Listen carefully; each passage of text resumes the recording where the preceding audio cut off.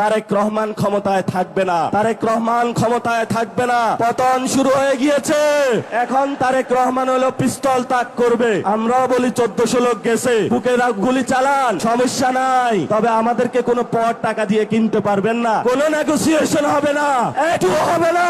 পতন হবে আপনার বাংলার মাটিতে। জনগণ আপনাকে পতন করে এই তারেক রহমানের সন্ত্রাসী দল, ছাত্র দল, যুব দল, আজকে তোমাদেরকে বলবো, কই তোমরা আজকে কোথায় গুপ্ত হয়ে গিয়েছ?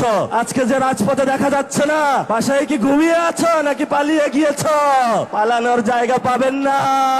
তারেক রহমান নির্বাচনে আসার আগে অনেক জায়গায় ধর্ণা দিয়েছে, ভারত থেকে শুরু করে অনেক ডিপ স্টেটের কাছে তাজমহলের মতন 100 জায়গায় বাংলাদেশকে বিক্রি করেছে।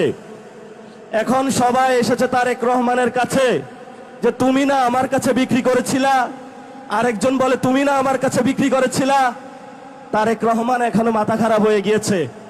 এখন তাদের পাওনা বুঝিয়ে দিতে পারছে না, কারণ বাংলাদেশের মালিকানা তারেক রহমানের নয়, বাংলাদেশের মালিকানা বাংলাদেশের জনগণের।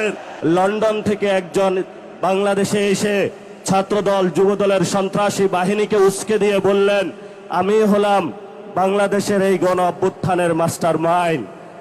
ফলত আমরা সেইকালীন যারা ভারত বন্ধু শেখ মুজিবুর রহমান এবং 24-এর গণ অভ্যুত্থানের সময় তারেক রহমানের লন্ডন থেকে ফেরত এসে মানুষের উপরে ছাত্রদল, যুবদলের সন্ত্রাস চালিয়ে দেওয়াকে ওই রক্ষী বাহিনী, ওই শেখ মুজিব এবং বর্তমান তারেক রহমানের কোনো আমরা পার্থক্য দেখতে পাচ্ছি না।